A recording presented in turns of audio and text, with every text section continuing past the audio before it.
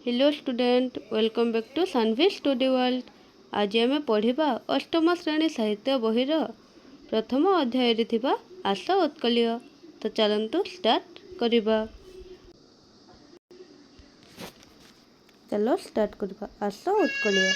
आस उत्कलीय किए लिखिछंती? जातीय कवि वीर किशोर दास। तो चलतु टिके कवि परिचय देखि नबा। चलो देखिबा कवि परिचय। यही पद्यटी लिखिछंती वीर किशोर दास। यही पद्यटी लिखिछंती वीर किशोर दास। तांकर जन्म 1896 मसीहा नवेम्बर मास 23 तारिख दिन।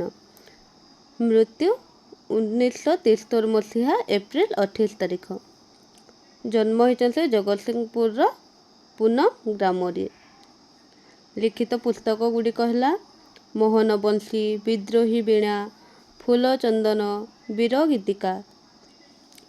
आस उत्कलीय कविताटी वीर गीतिकार संकलन आसी अछि। आस उत्कलीय कविताटी वीर गीतिका पद्यर संकलन आसी बहिरु आसी अछि। तो चलो एबे पद्यटी स्टार्ट करिबा। आस उत्कलीय गुण सर्वी मिली देश जातिर पूर्व कथा। स्वरणे जहार गौरवे तोहर आपे आपे नई पड़िब मथा। तो उत्कलीय माने होछि ओडिशा। ओडिशा। आस उत्कलीय गुण सर्वी मिली ए देश जातिर पूर्व कथा। स्वरणे जहार गौरवे तोहर आपे आपे नई पड़िब मथा। तो कवि एठारे कौन कहूछ? एठारे कवि कहूछ ओडिशार गौरवमय इतिहास को मने पकाइबा पाई ओडियावासी को कहउछंती। ओडिशा जातिर गौरवर इतिहास को मने पकाइबा पाई कवि ओडिशावासी को कहउछंती। जहाकू मने पकाइले गर्वरे आमर मथा आपे आपे नई पड़िबो। जहाकू मने पकाइले गर्वरे आपे आपे मथा आमर नई पड़िबो। तबे नेक्स्ट।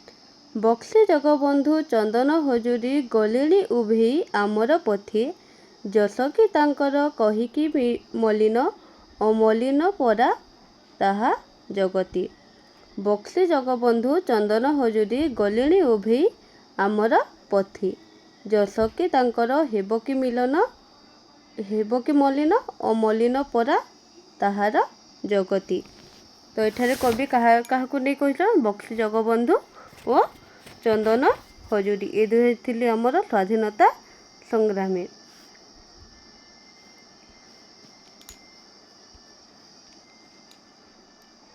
एही पदरे कवि बक्सी जगबंधु एवं चंदन हजूरी विषय कहिछंती। एही पदरे कवि काहाकू कहिछंती? बक्सी जगबंधु एवं चंदन हजूरी को। बक्सी जगबंधु पाइक विद्रोहर मुख्य नायक एवं जड़े स्वाधीनता संग्रामी थिले। बक्सी जगबंधु पाइक विद्रोहर जड़े मुख्य नायक एवं स्वाधीनता संग्रामी थिले। ब्रिटिश शासन विरोध में संग्राम करिथिले। से ब्रिटिश शासन विरोध में संग्राम करिथिले। के बक्सी जगबंधु एवं चंदन हजूरी हेउछंती 1857 मसीह होइतिबा सिपाही विद्रोहर जड़े सिपाही। 1857 मसीह होइतिबा सिपाही विद्रोहर जड़े सिपाही थिले चंदन हजूरी। ये दुई जन वीर पुरुष आम स्वाधीनता को फेराई आनिबा पाई निज जीवन को बाजी लगे देइछंती। ये दुई जन स्वाधीनता संग्रामी आमको स्वाधीनता देबा पाई निज जीवन को बाजी लगे देइछंती। तेणु तांकर सेही कीर्ति केबे मध्य मलिन हेबो नाही। तेणु तांकर सेही कीर्ति केबे मध्य मलिन हेबो नाही। ताहार जुगे जुगे आमर ओडिया जाति को प्रेरणा देउथिबो। ताहा जुगे जुगे आमर ओडिया जाति को प्रेरणा देउथिबो। तापरे नेक्स्ट हैला पाइक पुअर गरिमा जाथिला स्वाधीनता जागे देला आहुति। से जाति दायाद आमे तो सबे बोली हेबा अंगे सेही विभूति। दायाद माने हेउछि कोन? उत्तराधिकारी बा संतान आमे हेउछु पाइक पुओर संतान। तो एठारे कौन कहूछ एठारे कवि पाइक मानकर वीरत्व और गौरव पाई सारा देश अमर होई रही। पाइक पुओर वीरत्व और गौरव पाई आम सारा देश रही अछि। जो समय रे आम देश इंग्रेज मानक हाथ को चली जाइथिला बा आम देश पराधीन होई जाइथिला सेही समय रे ए पाइक माने ही आम देश को स्वाधीनता आनिबा पाई निजर जीवन को उत्सर्ग करी देथिले। तो क्यों माने निज जीवन को उत्सर्ग कर देथिले पाइक पुओ माने उत्सर्ग करी देथिले। कवि कहिचंती आमे हेउछु सेही पाइक पुओ मान पाइक पुओर उत्तराधिकारी। तो कवि कहउचंती आमे सेही पाइक पुओर उत्तराधिकारी बा संतान। तेणु सेही पाउंस बा विभूति को आमे अंगरे बोलिबा। तेणु सेही पाउंस बा विभूति को आमे अंगरे लिभाइबा। विभूति को लगाइबा माने से माने जहाँ करिसंते आम देश जाति पाए आमे मध्य ताहा करिबा। आम देश पाए आमे जीवन मध्य देबा। तो नेक्स्ट पद्धति है तोषाली प्रांतरे दिने बहिथिला समर वीरर रकत नई स्वाधीनता पाए प्राण दिली जिते पचारिले माटी जीवत काहे। तो तोषाली प्रांतरे दिने रहिथिला समर वीरर रकत नई। तो एठारे कवि कौन कहूछ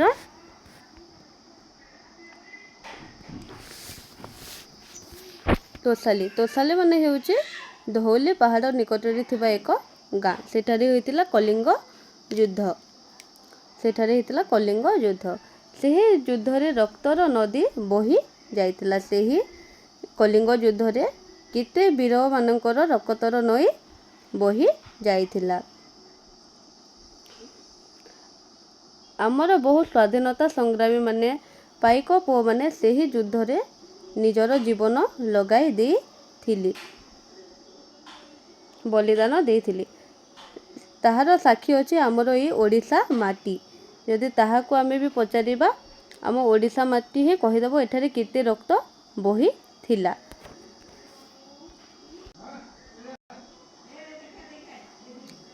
शांति मैत्री प्रीति पुतबाणी जही स्फुरु थिला प्रति अंतर भरी अहिंसा मंत्र रे देला जेउ दीक्षा काहे केहु देश हेब तार सरी। तो एठारे कवि कहउचन कलिंग युद्ध परे ए माटी विश्व को शांति मित्र बंधुता और भल पाइबार पवित्र बाणी प्रसारित करी देइछि। एही माटी रे चंडाशोक धर्माशोक रे परिणत होइथिले। एही माटी रे चंडाशोक धर्माशोक रे परिणत होइथिले। एही माटी रे अहिंसा मंत्रर मध्य दीक्षा दिया जाइछि। एही माटी रे अहिंसा मंत्रर मध्य दीक्षा दिया जाइछि। आमर देश रे जेमिति शांति मैत्री और भल पाइबा रही अछि ताहा अन्य केउ देश रे देखिबाकू मिलिबो नाही।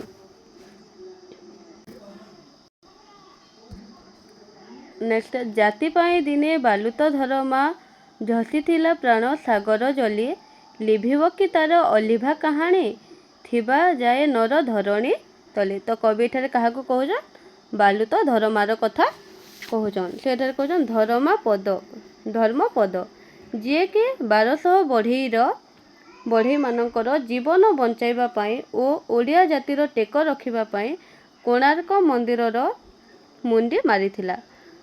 किए बालुत धरमा कोणार्क मंदिरर मुंडी मारिथिला ओ से मंदिरर शीर्षरू गभीर समुद्र को डे निजर जीवन हराई थिला। से केनु कोणार्क मंदिरर शीर्षरू समुद्र को डे निजर जीवन को हराई थिला।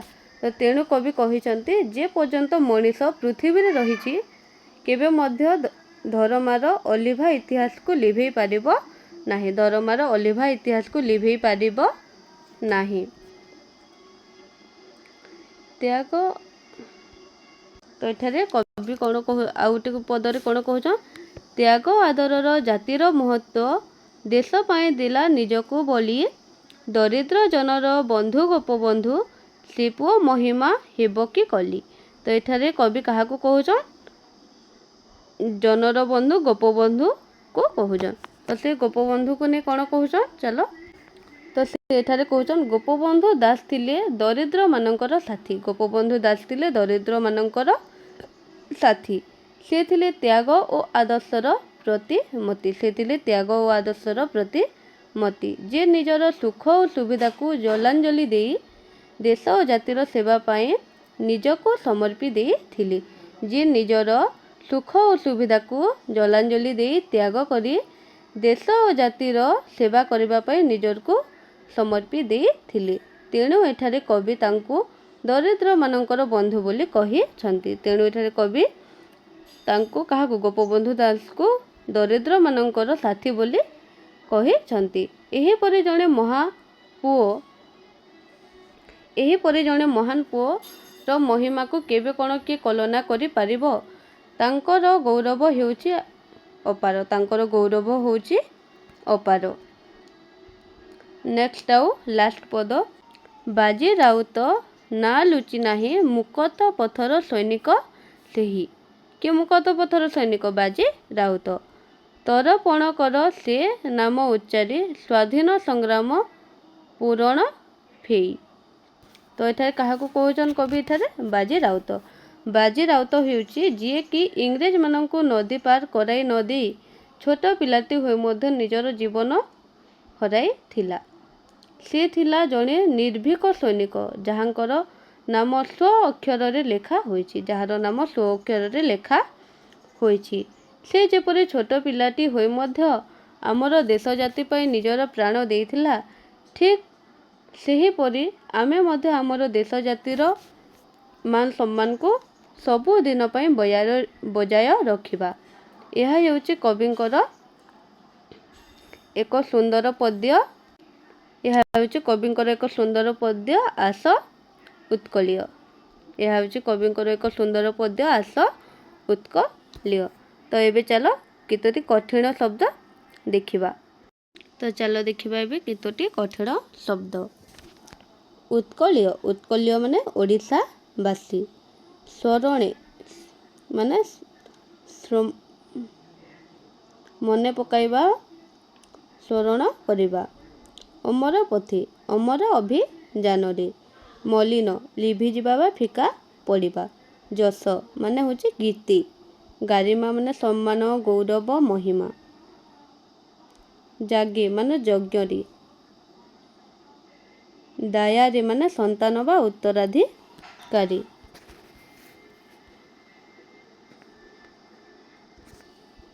सरबे सरबे माने समस्ती। विभूति भस्म बा पाउंस। अंगी माने अंगरे बा शरीर रे। तोषाली माने ओडिशा बा धौली पाखरे थिबा एक स्थान। प्रांतरे माने पड़ियारे। समर युद्ध लड़ई बा संग्राम। पुतवाणी माने पवित्र वाणी। झास देवा माने डेई पड़िबा।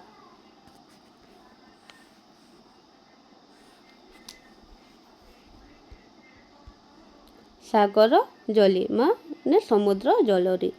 नर माने मनुष्य बा मानव। धरणी माने धरित्री धरा वसुधा। तापरे बलि माने त्याग बा उत्सर्ग। दरिद्र माने गरीब। कली माने कलना करिबा। तर्पण माने पितृपुरुषों को जल आदि अर्पण करी पितृपुरुषों को जल आदि अर्पण करी संतुष्ट करिवार धार्मिक प्रक्रिया होची तर्पण। तो पिला माने आजिर क्लास टी एठी शेष होला। और नेक्स्ट क्लास रे आमे तार क्वेश्चन आंसर डिस्कस करिबा। तो जो माने चैनल रे नुआ अछ जल्दी जल्दी जाई चैनल को सब्सक्राइब करि दियो और निज सांग साथी मानन को शेयर करो जेमिति से माने भी क्वेश्चन आंसर को भलो भाबरे बुझी पारिबे। रहिली धन्यवाद।